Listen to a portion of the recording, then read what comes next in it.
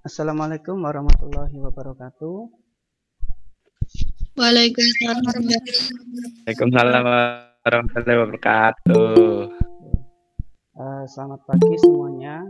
Alhamdulillah kita pagi ini kembali bertemu pada pembelajaran kimia untuk materi sifat keperiodikan unsur. Ya, oke, sebelum kita masuk ke pembelajaran, mari kita berdoa terlebih dahulu secara bersama-sama. A'udzubillahi minasyaitonirrajim. Bismillahirrahmanirrahim. Raditu billahi rabba wa bil islami dina wa bi Muhammadin nabiyya wa rasula.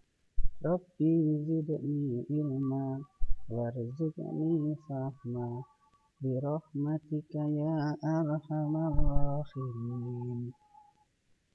Oke, untuk suara saya bisa didengar dengan jelas? Bisa, Ustaz. Bisa ya. Oke, karena di sini internetnya agak tidak stabil ini, kurang stabil. Baik, untuk materi minggu lalu kita sudah belajar pada bab sistem periodik unsur ya, perkembangan sistem periodik unsur dan sistem periodik unsur modern.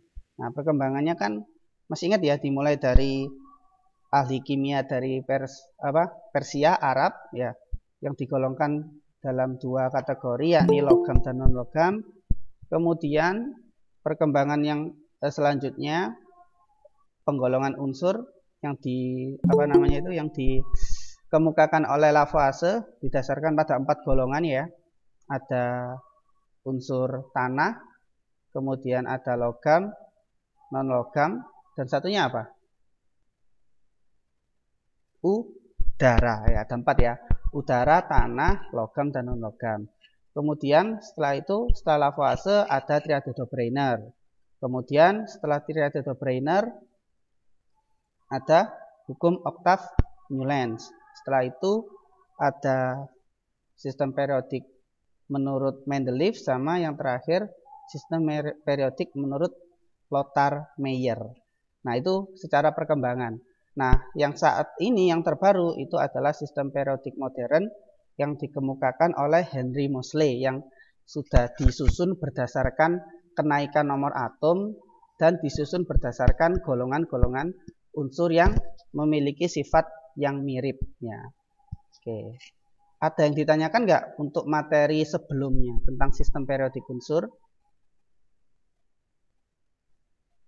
Tidak ada? Belum ada. Belum ada. Oke, sudah bisa dimengerti ya. Cukup mudah ya sebenarnya.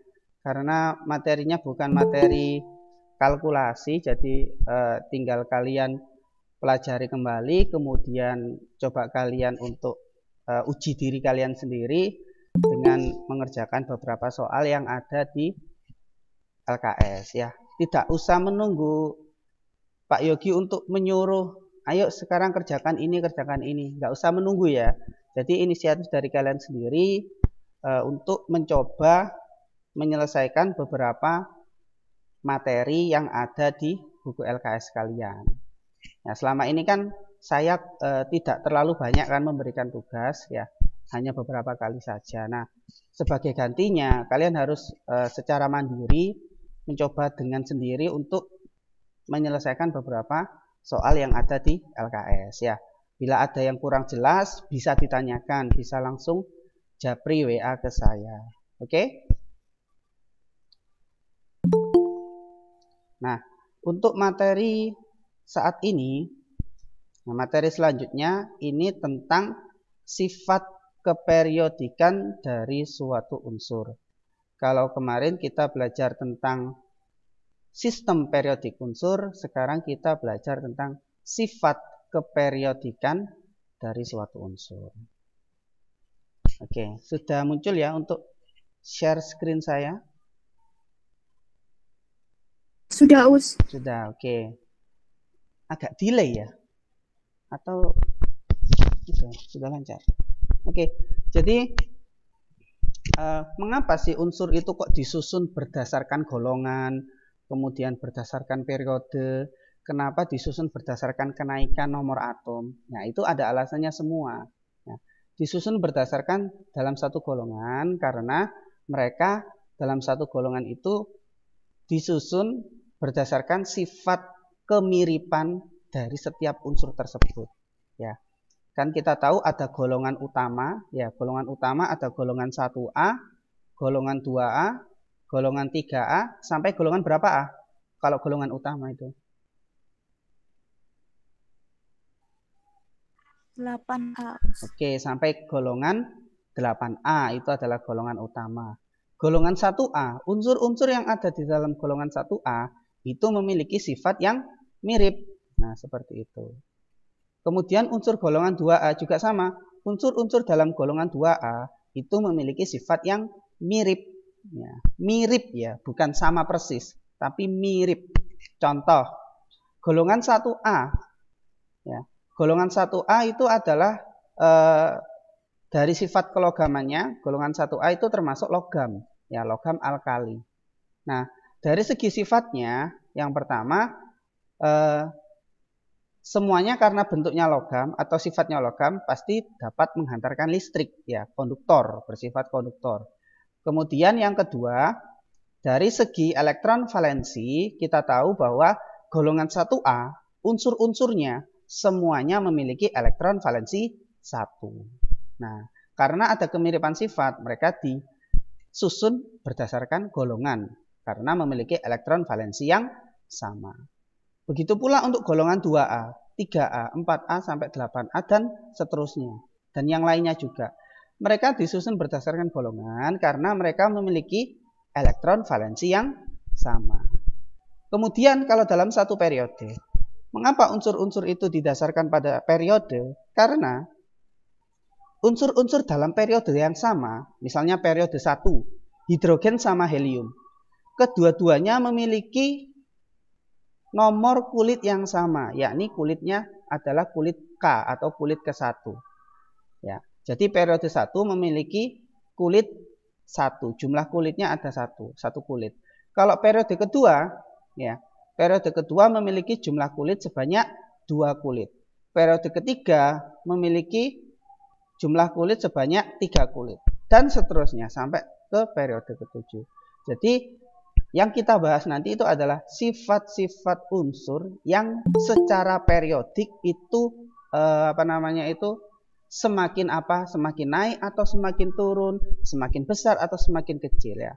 Sifat periodik sendiri itu adalah sifat unsur yang didasarkan pada keteraturan. Apakah dalam satu golongan sifat A itu naik atau sifat A itu nanti turun. Nah, ini nanti akan dibahas dalam sifat keperiodikan unsur. Nah, sifat keperiodikan unsur sendiri macamnya ada beberapa. Yang pertama ada atomic radius atau apa? Atomic radius itu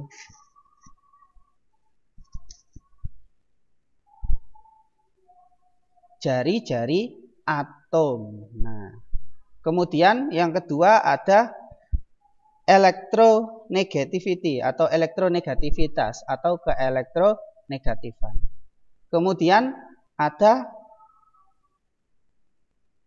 elektron gain enthalpy atau afinitas elektron. Yang keempat ada energi ionisasi atau entalpi ionisasi. Kemudian yang kelima ada sifat non logam dan sifat logam. Kurang lebih nanti kita akan membahas 5 sifat keperiodikan unsur.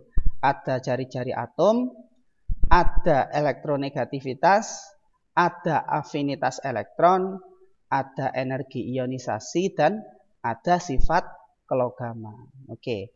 Nah, tanda panah ini menunjukkan bahwa contoh dalam satu golongan, ini untuk atomic radius ya atau jari-jari atom. Dalam satu golongan, jari-jari atom akan meningkat seiring bertambahnya nomor kulit atau jumlah kulit. Contohnya hidrogen sama litium. Ya, di sini kan ada hidrogen. Ya. Kemudian di sini ada litium. Hidrogen memiliki nomor kulit 1, sedangkan litium memiliki nomor kulit 2. Otomatis kalau dihitung jarak dari inti ke elektron valensi atau jari-jari atomnya kita hitung, maka litium pasti jari-jari atomnya lebih besar daripada hidrogen.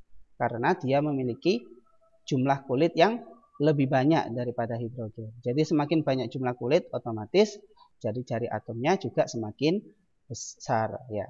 Jadi disimpulkan kalau dalam satu golongan nanti jari-jari atomnya akan semakin besar dari atas sampai ke bawah. Seperti itu. Oke, untuk lebih lengkapnya kita akan bahas pada slide selanjutnya. Oke. Nah, yang pertama kita bahas tentang sifat kelogaman. Nah, ini cukup mudah sebenarnya. Dari tabel periodik unsur yang saya sajikan ini, ya, unsur-unsur yang berwarna biru entah itu birunya biru laut atau birunya biru gelap ini adalah unsur-unsur yang memiliki sifat logam. Ya, dari segi warnanya itu dibedakan bahwa kalau yang warnanya birunya pekat, ya, ini adalah logam golongan utama atau logam golongan A. Sedangkan yang di tengah, ya, yang di tengah ini adalah logam golongan transisi. Sedangkan yang di bawah, lantanida dan aktinida, ini adalah logam golongan transisi dalam. Jadi intinya yang berwarna biru ini adalah logam, ya. Kemudian yang berwarna hijau, ya, ada B, Si, Ge, As, Sb, Te. Ini adalah semi logam atau setengah logam, setengah non logam, ya. Jadi dia sedikit memiliki sifat logam dan juga sedikit memiliki sifat non logam. Oke. Kemudian yang berwarna kuning ini adalah non logam. Jadi unsur-unsur dalam sistem periodik didominasi oleh logam atau non logam atau semi logam.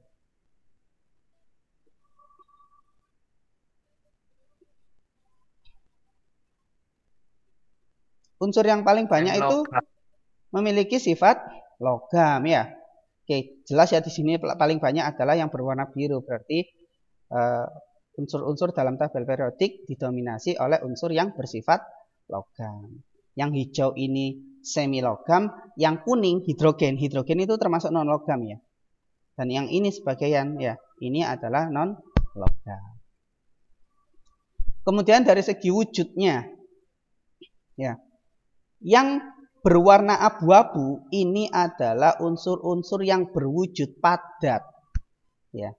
Contohnya logam besi, tembaga, logam natrium, ya. Kemudian ada lagi misalnya emas, itu kan termasuk logam. Emas kan juga termasuk logam. Nah, mereka ini yang berwarna abu-abu dalam sistem periodik, ini adalah unsur-unsur yang berwujud padat. Jadi kesimpulannya secara global atau istilahnya didominasi ya, didominasi oleh unsur-unsur yang berwujud padat dalam sistem periodik unsur ini.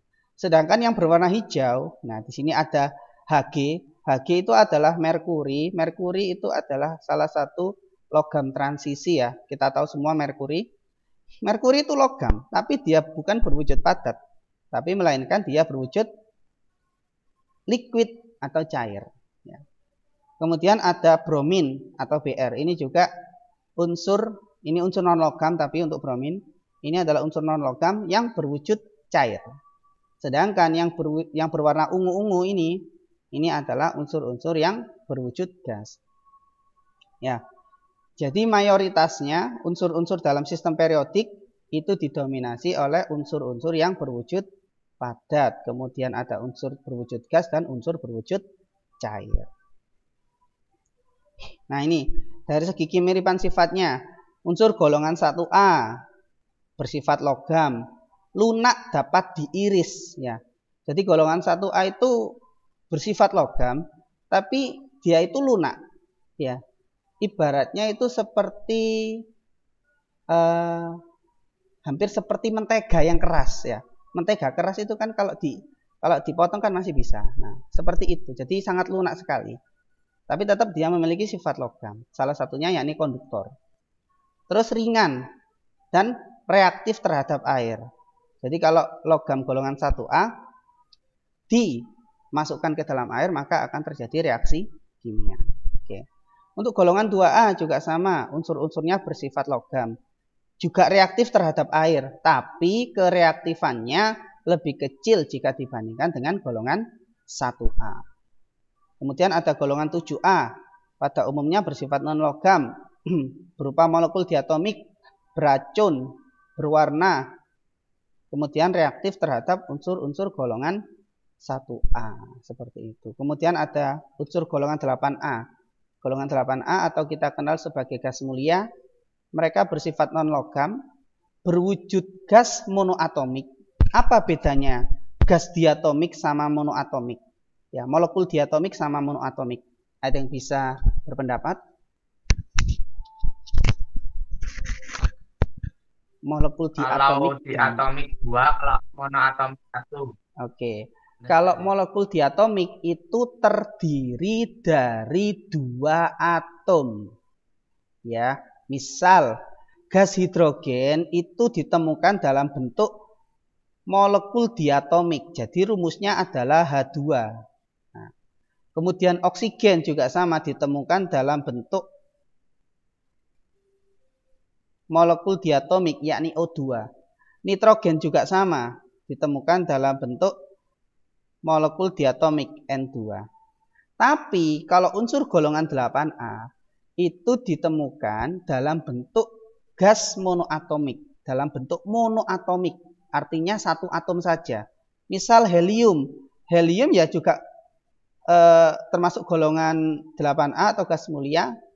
Dia ditemukan dalam bentuk monoatomik. Ya sudah, berarti rumusnya He begini. Kemudian ada neon misalnya. Neon juga sama, ditemukan dalam bentuk monoatomik. Berarti rumusnya adalah Ne. Kemudian ada lagi misalnya argon, ditemukan dalam bentuk monoatomik. Berarti Ar. Nah, seperti itu. Jadi kalau monoatomik secara rumus ya hanya terdiri dari satu atom saja. Tapi kalau diatomik berarti tersusun dari 2 atom seperti hidrogen, oksigen, nitrogen. Ada juga yang molekulnya triatomik, misalnya ozon. Ozon itu rumus kimianya kan O3. Ya. Oke. O3 ini berarti molekul triatomik. Ada lagi yang lebih banyak lagi. Kalau lebih banyak, lebih dari 3 biasanya disebut dalam sebutan poliatomik. Nah, poli kan artinya banyak. Contoh, ada unsur fosfor. Fosfor itu ditemukan dalam bentuk molekul poliatomik P4. Sulfur juga sama. Sulfur ditemukan dalam bentuk poliatomik yakni S8. Nah, ini adalah beberapa contoh dari penggolongan unsur-unsur berdasarkan molekulnya. Molekul monoatomik, diatomik, triatomik, atau poliatomik. Nah, oke. Sekarang kita langsung masuk ke sifat-sifat keperiodikan unsur yang sebenarnya. Apa sih sifat keperiodikan unsur itu? Sifat keperiodikan unsur adalah sifat-sifat yang berubah secara beraturan sesuai dengan kenaikan nomor atom unsur. Bisa dalam satu golongan atau dalam satu periode. Dalam satu golongan bisa dari atas ke bawah. Kalau dalam satu periode bisa dari kiri ke kanan. Ingat ya, kalau golongan itu adalah lajur vertikal, kalau periode itu lajur horizontal. Oke. Di sini yang dibahas nanti ada 4, ada jari-jari atom, ada energi ionisasi, ada afinitas elektron, dan ada keelektronegatifan. Yang pertama kita bahas tentang jari-jari atom terlebih dahulu. Oke. Apa yang bisa kalian amati dari gambar data jari-jari atom untuk contoh beberapa unsur dalam golongan utama berikut ini? Ada yang bisa memberikan pendapatnya? Ukurannya, Us. Oke, ukurannya. Kenapa ukurannya? Ukurannya semakin besar sama semakin kecil. Oke, ada yang semakin besar, ada yang semakin kecil. Oke, yang kita jadi patokan adalah bisa dalam satu golongan dari atas ke bawah atau bisa dalam satu periode dari kiri ke kanan. Sekarang coba kita cek dalam satu golongan ya. Misalnya golongan 1A. Nah, yang ini. Ini adalah golongan 1A. Oke. Kesimpulannya dalam golongan, dalam satu golongan, jari-jari atom itu bagaimana? Semakin besar. Gimana? Semakin besar. Oke. Dalam satu golongan, ya. Dari mana? Dari mana ke mana? Dari atas ke bawah atau dari bawah ke atas? Dari atas ke bawah. Dari atas ke bawah, dalam satu golongan dari atas ke bawah, jari-jari atomnya semakin besar. Mengapa jari-jari atomnya semakin besar dalam satu golongan? Ada yang bisa berpendapat? Mengapa bisa terjadi seperti ini? Dalam satu golongan kok jari-jari atomnya semakin besar?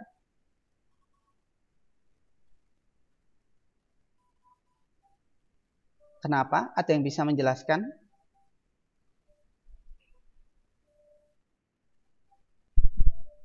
Sekarang coba perhatikan.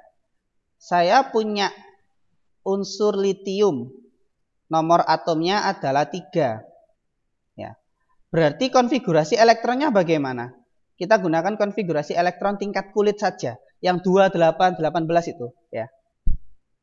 Berarti konfigurasi elektron dari Li, nomor atom 3, sama dengan? +1. Oke, kulit K diisi 2 elektron. Kemudian kulit L diisi 1 elektron. Ya. Oke. Berarti litium punya berapa kulit? Punya 2 kulit. Sedangkan kalau natrium, ya, natrium itu memiliki nomor atom 11. Berarti konfigurasi elektronnya bagaimana? Kulit K diisi 2, kulit L diisi 8. Kulit KL habis itu berarti M. Kulit M diisi 1. Nah, seperti ini. Nah, berarti natrium punya berapa kulit? 3. Punya 3 kulit. Sehingga kalau disimpulkan, misalnya ini adalah intinya litium. Ini adalah kulit pertamanya litium. Ini adalah kulit keduanya dari litium. Ya, litium punya 2 kulit ya. Sedangkan kalau natrium, kita pasti menggambarnya lebih besar. Kenapa? Karena jumlah kulitnya semakin banyak. Oke, karena jumlah kulitnya tambah banyak. Dia punya 3 kulit. Nah, ibaratnya kalau bola, ibaratnya yang satunya itu bola pingpong, ya, yang satunya bola sepak bola lah, seperti ini. Nah, ini adalah analoginya ya. Jadi kalau litium punya 2 kulit, maka jari-jari atomnya lebih kecil daripada natrium. Atau sebaliknya, natrium jari-jari atomnya lebih besar daripada litium. Kenapa? Karena jumlah kulit dari natrium lebih banyak daripada litium. Jadi kesimpulannya, dalam satu golongan, jari-jari atom semakin besar dari atas ke bawah karena jumlah kulit atomnya semakin banyak. Ya.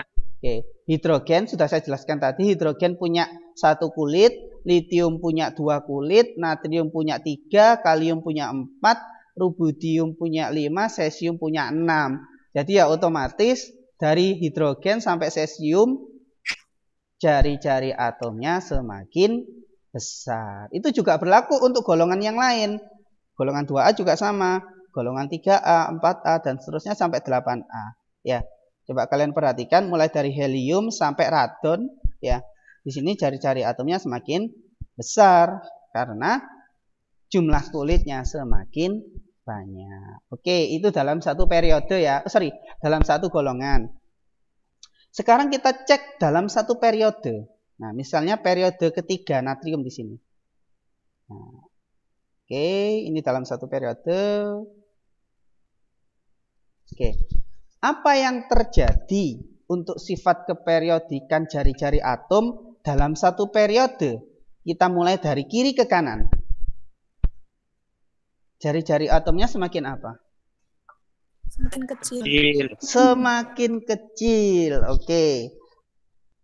Untuk periode ya, yang sama adalah nomor kulitnya. Jadi periode 1 jumlah kulitnya 1, periode kedua jumlah kulitnya 2, periode ketiga jumlah kulitnya 3.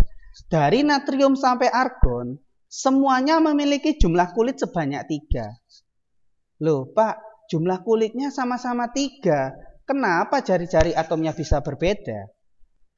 Dari kiri ke kanan kok semakin kecil? Apa yang menyebabkan hal tersebut dapat terjadi? Ada yang bisa menjelaskan mengapa dalam satu periode dari kiri ke kanan, padahal jumlah kulitnya sama, tetapi jari-jari atomnya kok berbeda? Kok semakin kecil? Karena jumlah Karena kulit. berdasarkan golongan. Karena Berdasarkan golongan. berdasarkan golongan. Oke. Berdasarkan golongan. Oke, langsung kita cek aja ya kenapa bisa seperti itu. Nah, ayo coba dari gambar ini coba kalian analisis. Ini saya ambil yang golongan 2. Periode kedua.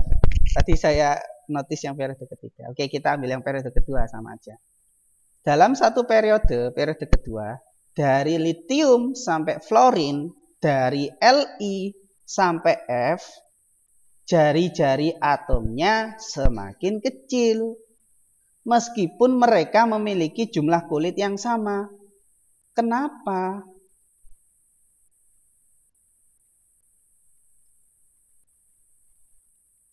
Kenapa?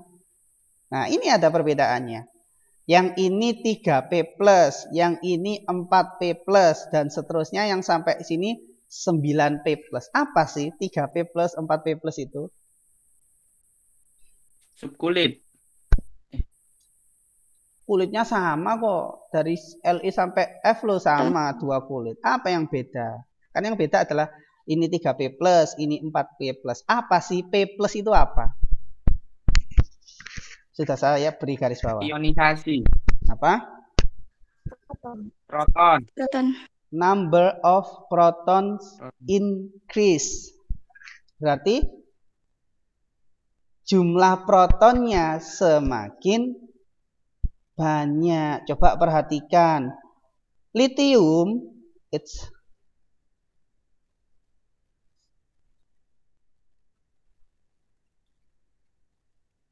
Lithium itu kan memiliki nomor atom berapa?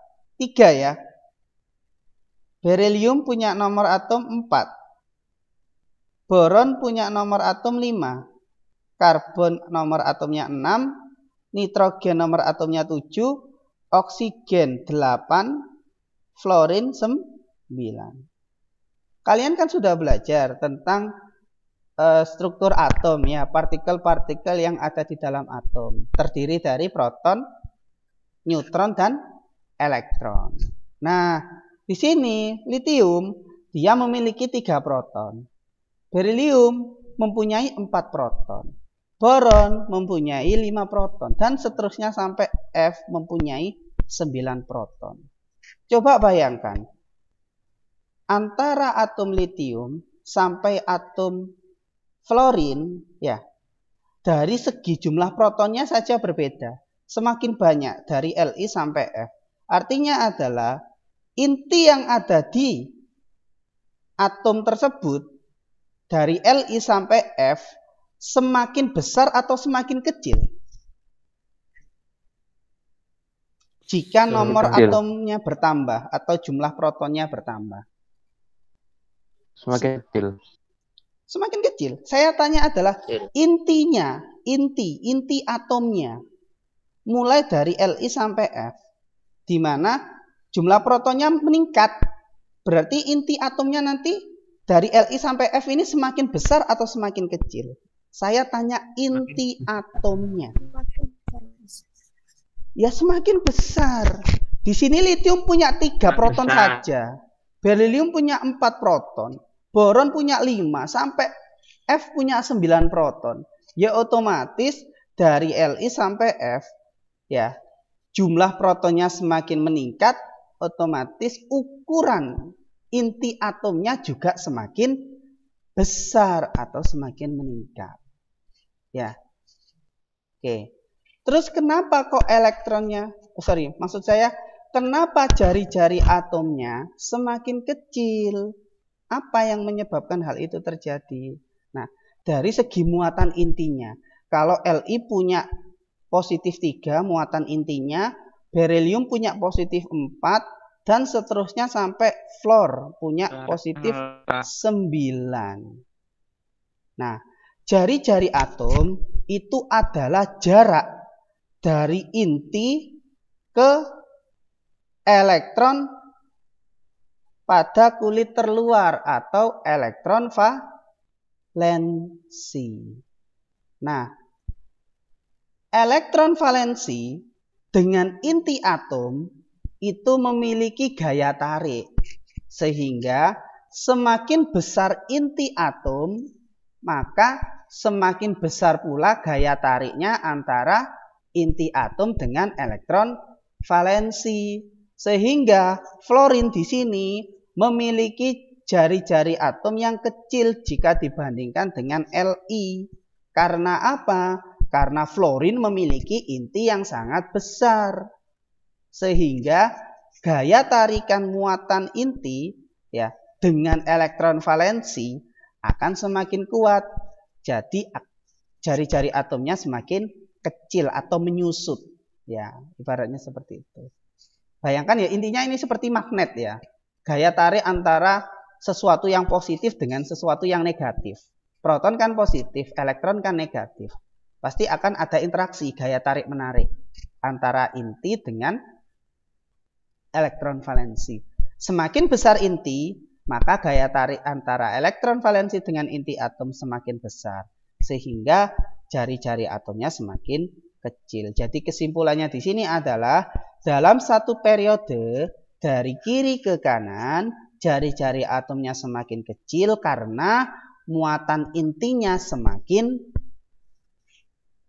apa muatan intinya? Muatan intinya semakin apa? Besar. Semakin besar, benar sekali. Oke, jadi kalau dalam satu golongan dari atas ke bawah jari-jari atomnya semakin besar karena jumlah kulitnya semakin banyak.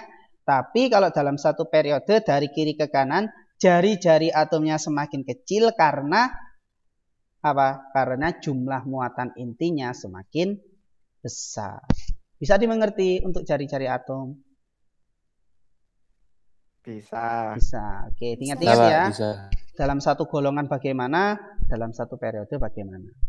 Kita gunakan aturan yang dalam satu golongan dari atas ke bawah sama dalam satu periode dari kiri ke kanan saja. Oke. Nah, jadi kesimpulannya dalam satu periode ya, jumlah kulitnya sama. Dari kiri ke kanan ya, jumlah kulitnya sama. Tetapi muatan intinya berbeda, semakin besar. Sehingga gaya tarik inti terhadap elektron semakin kuat. Elektron yang dimaksud di sini adalah elektron valensi ya. Sehingga jari-jari atomnya semakin kecil. Sedangkan dalam satu golongan dari atas ke bawah jumlah kulitnya bertambah, maka jari-jari atomnya semakin besar. Oke, bisa dimengerti ya. Kita lanjutkan. Oke, ini kesimpulannya lagi. Kalau ini global ya, dari kanan atas ke kiri bawah ya, jari-jari atomnya meningkat. Down and left, dari atas kanan ke bawah, ke kiri bawah. selanjutnya adalah energi ionisasi. Oke. Sekarang coba kamu istilahnya coba kamu amati terlebih dahulu. Energi ionisasi ya dalam satu golongan kecenderungannya bagaimana? Dari atas ke bawah semakin apa kalau energi ionisasi? Semakin kecil. Oke, dalam satu golongan dari atas ke bawah semakin kecil. Kalau dalam satu periode Semakin besar. semakin besar. Pertanyaannya, apa itu energi ionisasi? Energi yang dibutuhkan oleh atom melepaskan zat elektron. Oke, energi yang dibutuhkan oleh suatu atom untuk melepaskan satu elektron valensinya pada wujud gas. Nah, jadi di sini dikasih keterangan ya. Energi ionisasi pertama. Jadi di sini adalah semua data-data yang ada di PowerPoint ini adalah data energi ionisasi pertama. Pertama itu artinya adalah elektron valensi pertama atau satu elektron valensi. Energi ionisasi, saya ulang kembali, energi yang dibutuhkan, kalau dibutuhkan dalam notasi energi, dia pasti nanti bertanda positif. Energi yang dibutuhkan oleh suatu atom untuk melepaskan satu elektron valensinya pada wujud gas.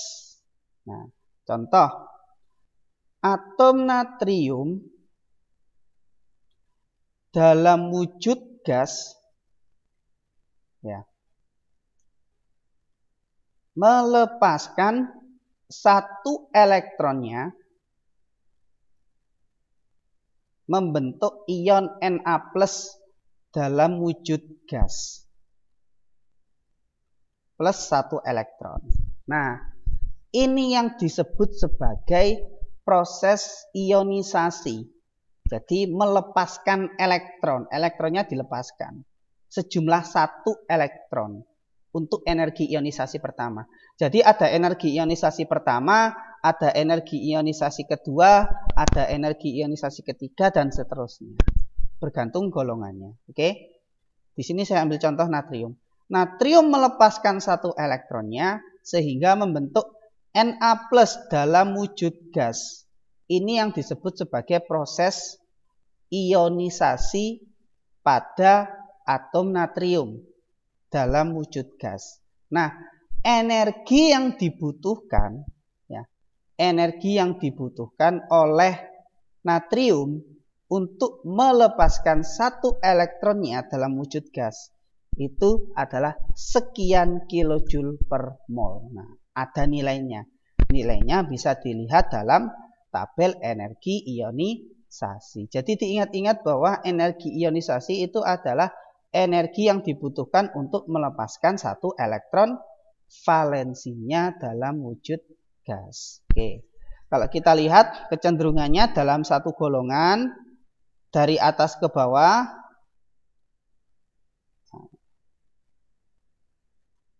energi ionisasinya semakin kecil atau semakin berkurang. Tetapi kalau dalam satu periode dari kiri ke kanan, energi ionisasinya semakin besar. Nah, energi ionisasi itu ada hubungannya dengan jari-jari atom. Nah, seperti yang saya sampaikan tadi, contohnya di sini ya. Nah, litium sama natrium, jari-jari atomnya lebih besar siapa?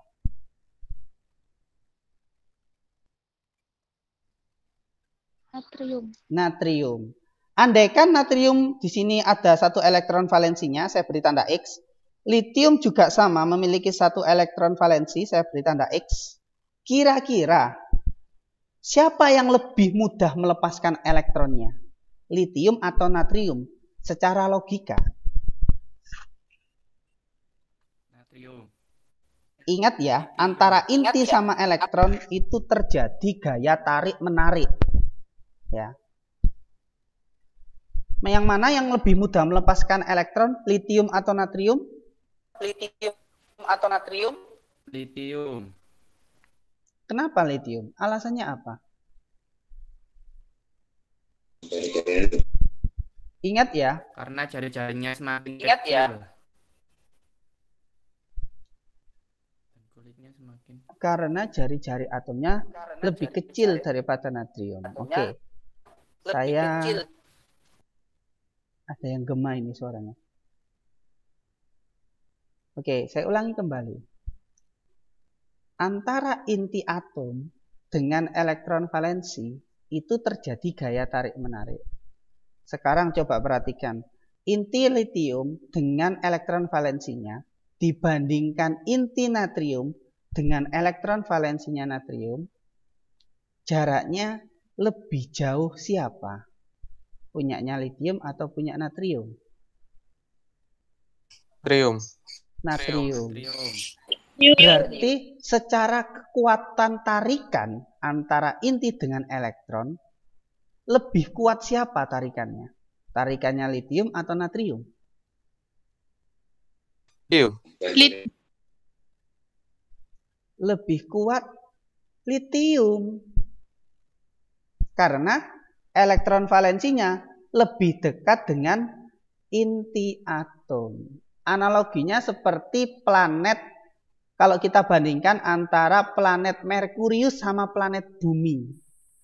Planet Merkurius adalah planet yang terdekat dengan matahari. Bayangkan, matahari dengan planet Merkurius itu kan punya gaya tarik kan ya. Karena massa dari matahari jauh lebih besar daripada Merkurius. Ya. Oke.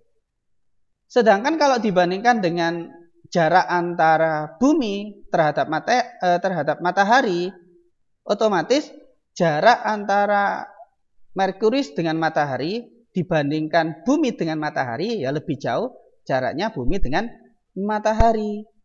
Sehingga secara gaya tarik-menarik antara matahari dengan Merkurius dibandingkan matahari dengan bumi, kekuatan gaya tariknya kuat siapa? Merkurius. Ya, kuat Merkurius terhadap matahari ya. Secara jarak karena dia lebih dekat. Ini juga sama. Jadi elektron valensinya litium ya dibandingkan elektron valensinya natrium, efek gaya tariknya dari inti itu lebih besar litium. Jadi siapa yang lebih mudah lepas elektronnya? Punyanya litium atau natrium? Mudah lepas. Siapa yang lebih mudah lepas? Mudah lepas. Siapa yang lebih mudah lepas? Natrium. Natrium, benar sekali. Jadi karena elektron valensi dari natrium lebih jauh daripada elektron valensi litium terhadap intinya, maka natrium lebih mudah lepas. Sehingga dalam hubungan energi ionisasi, ya, energi ionisasinya litium lebih besar jika dibandingkan dengan energi ionisasi pertama untuk natrium. Sehingga dalam satu golongan, nah dari atas ke bawah kecenderungannya adalah semakin turun, tetapi dalam satu periode dari kiri ke kanan kecenderungannya adalah semakin meningkat atau naik. Hubungannya apa? Ya sama dengan jari-jari atom juga. Kalau dalam satu periode, nah coba perhatikan. Dalam satu periode dari kiri ke kanan, jari-jari atomnya semakin kecil. Sehingga contohnya misalnya litium sama berilium. Ini saya beri tanda X, ini adalah elektron valensi. Karena jari-jari atomnya berilium ya lebih kecil, alhasil jarak antara elektron valensi terhadap inti atomnya lebih dekat dibandingkan litium, maka berilium lebih sulit melepaskan elektron dibandingkan litium. Benar atau salah?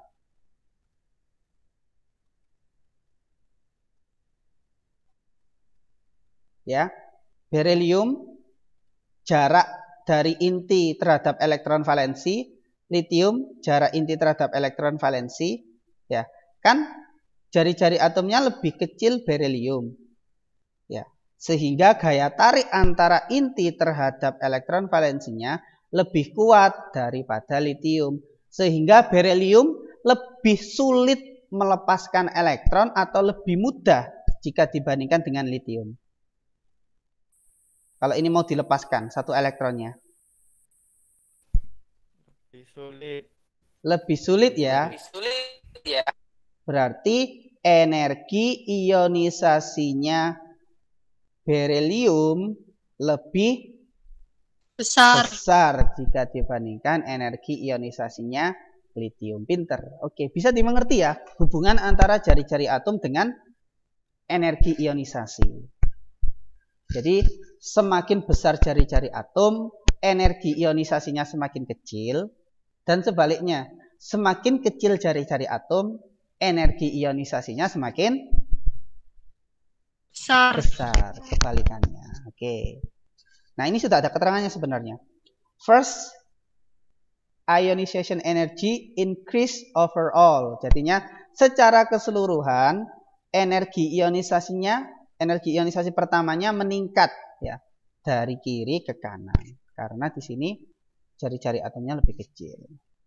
Oke, itu adalah energi ionisasi. Nah, di sini adalah data energi ionisasi untuk satu periode. Ini adalah periode ke-1 ya, hidrogen sama helium. Ini adalah periode kedua untuk litium sampai neon ya, periode per periode atau setiap periode. Tapi coba perhatikan di sini. Katanya tadi kalau dalam satu periode dari kiri ke kanan, energi ionisasinya cenderung meningkat. Benar ya? Karena jari-jari atomnya semakin kecil.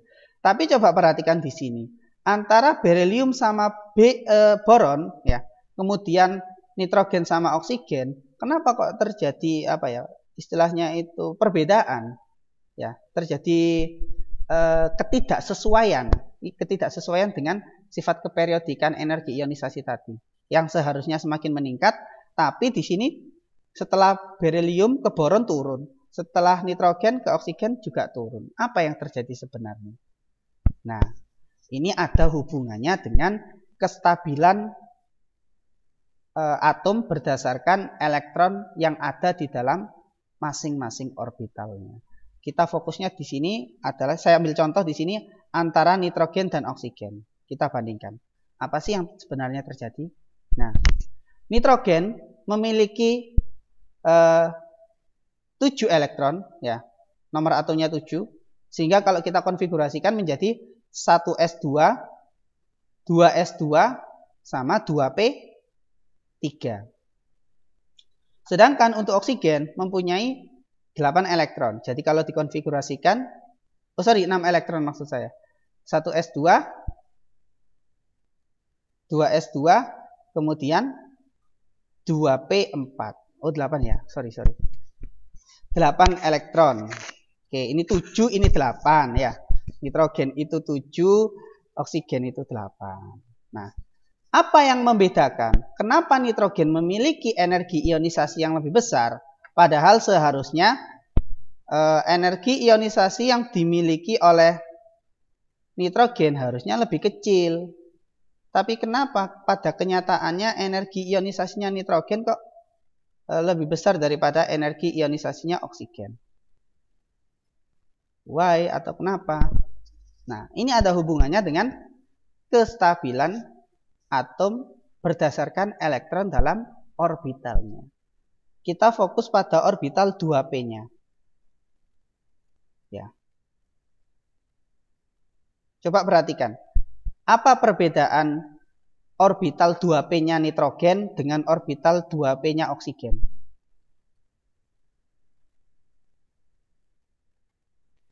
P-nya oksigen lebih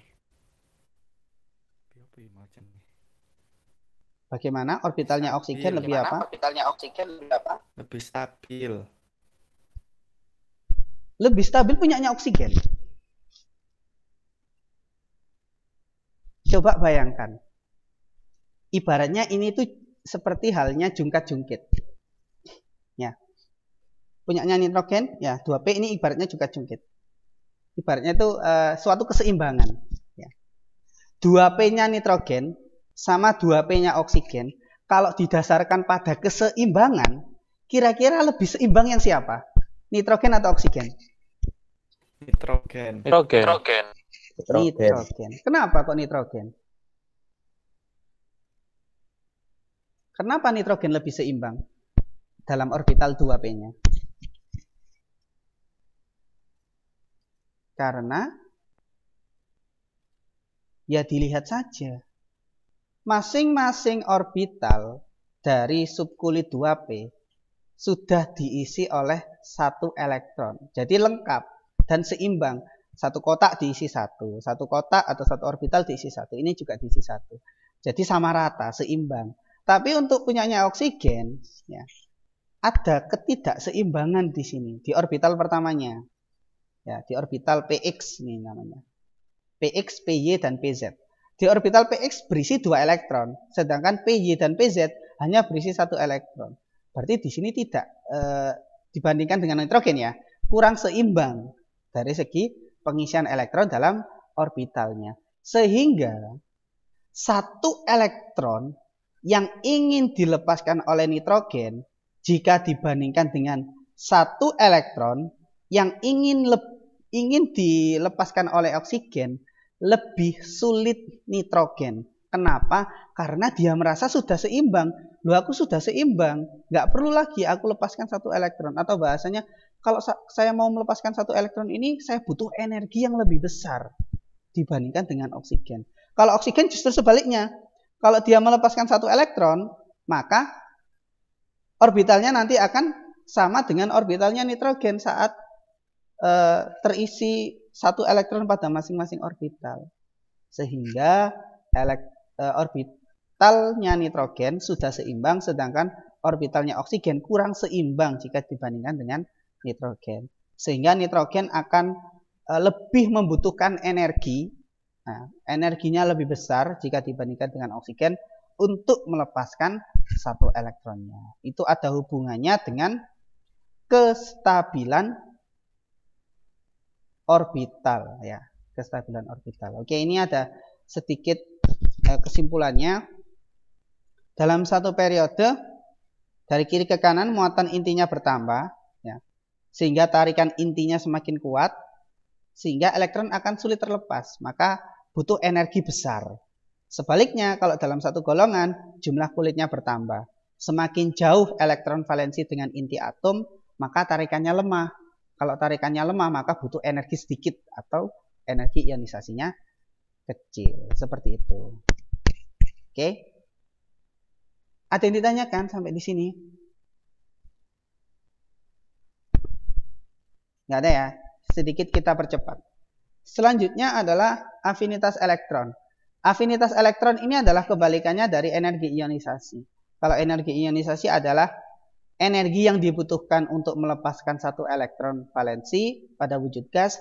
Kalau afinitas elektron adalah energi yang dilepaskan untuk menyerap 1 elektron pada wujud gas. Kebalikannya dari energi ionisasi. Tapi secara sifat sama. Ya. Perbedaannya adalah yang mendasar adalah dari notasi penulisan nilai energinya. Kalau energi ionisasi itu ditulis dalam tanda positif. Kenapa? Karena dia butuh energi. Kalau energi ionisasi itu kan energi yang dibutuhkan. Berarti tandanya positif. Sedangkan kalau afinitas elektron itu energi yang dilepaskan.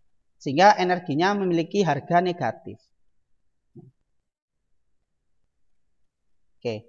Tapi secara sifat keperiodikan sama dengan energi ionisasi. Jadi dari atas ke bawah energi ionisasinya dalam satu golongan ya, dari atas ke bawah energi ionisasinya semakin berkurang, afinitas elektronnya pun juga berkurang. Coba perhatikan. Dari hidrogen sampai cesium, ya, angkanya kan berkurang. 73, 60, 53, 48, 47, dan 30. Jangan melihat dari segi nilai negatifnya. Negatif ini hanya tanda sebagai tanda bahwa energi dilepaskan. Sedangkan kalau tanda positif, energi dibutuhkan. Seperti itu. Jadi sama secara sifat keperiodikan. Dalam satu golongan dari atas ke bawah afinitas elektronnya semakin kecil. Dalam satu periode dari kiri ke kanan kecenderungannya adalah afinitas elektronnya semakin besar. Sama seperti energi ionisasi. Nah, oke. Muatan inti bertambah, tarikan inti makin kuat, maka afinitas elektron besar. Sedangkan jumlah kulit bertambah dalam satu golongan ya, jari-jari atom besar, maka tarikan intinya lemah, sehingga afinitas elektronnya semakin kecil. Selanjutnya ada keelektronegatifan. Apa itu keelektronegatifan? Keelektronegatifan ini hampir mirip dengan afinitas elektron. Perbedaannya adalah kalau afinitas elektron itu adalah energi. Sedangkan kalau elektronegativitas itu adalah kecenderungan, kemampuan suatu atom untuk menarik elektron. Ya, ada hubungannya juga dengan afinitas elektron. Nah, keelektronegatifan itu diukur berdasarkan skala Pauling. Nilainya itu mulai dari 0 sampai 4.0. Ya. Kalau 0 ini artinya dia tidak punya kemampuan untuk menarik elektron. Nah, semakin besar nilai skalanya, maka semakin kuat dia menarik elektron. Nah, kalau diperhatikan contohnya di sini dalam satu golongan, untuk golongan 7A, ya, dari atas ke bawah keelektronegatifannya semakin kecil. Sama seperti energi ionisasi dan afinitas elektron. Dari atas ke bawah dalam satu golongan semakin kecil, dalam satu periode dari kiri ke kanan semakin besar. Jadi yang sifat yang berbeda itu hanya jari-jari atom. Kalau energi ionisasi sama dengan afinitas elektron, sama juga dengan keelektronegatifan. Jadi saya ulangi kembali, keelektronegatifan sendiri adalah kemampuan suatu atom untuk menarik elektron dalam suatu ikatan kimia. Nah, nilainya didasarkan pada skala Pauling.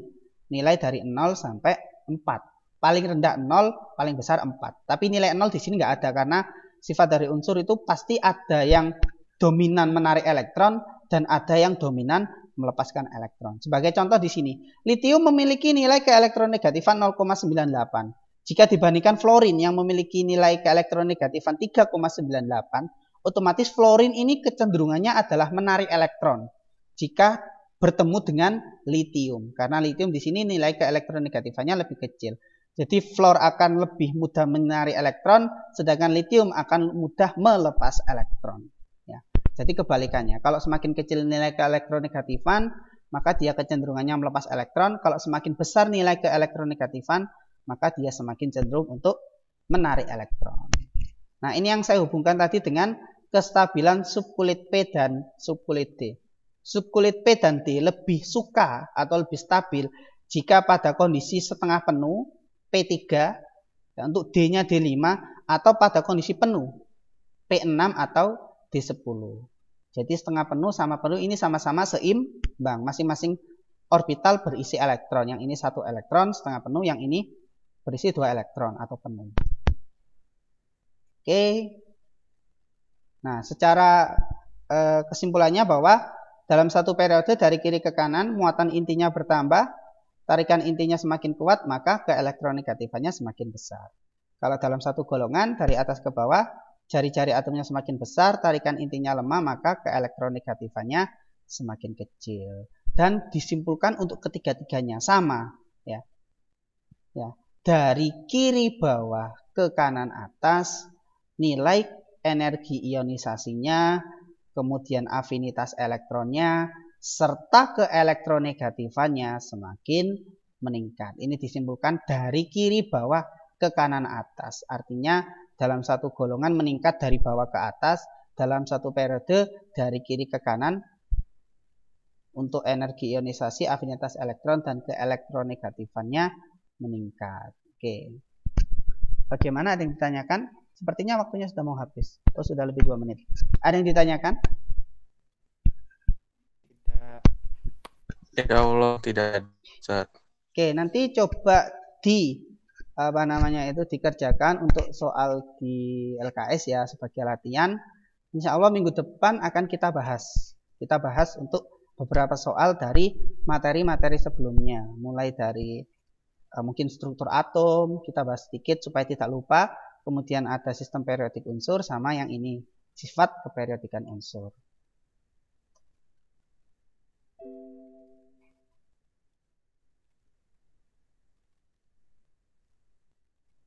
Oke, baik, kalau begitu, kalau tidak ada yang ditanyakan, Cukup sekian ya untuk materi pada hari ini tentang sifat keperiodikan unsur. Jadi perlu diingat ya bahwa sifat keperiodikan unsur diantaranya ada sifat kelogaman, jari-jari atom, kemudian ada energi ionisasi, afinitas elektron, dan keelektronegatifan. Oke, semoga bermanfaat dan semoga bisa diserap dengan baik untuk materi pada hari ini. Sebelum kita mengakhiri pada pembelajaran hari ini, mari kita berdoa ya. Doa kafaratul majelis. Subhanakallahumma wa bihamdika asyhadu an la ilaha illa anta astaghfiruka wa atubu ilaik. Oke, terima kasih semuanya. Sampai jumpa di pertemuan selanjutnya. Saya akhiri. Wassalamualaikum warahmatullahi wabarakatuh. Waalaikumsalam warahmatullahi wabarakatuh. Terima kasih ya. Terima kasih. Terima kasih.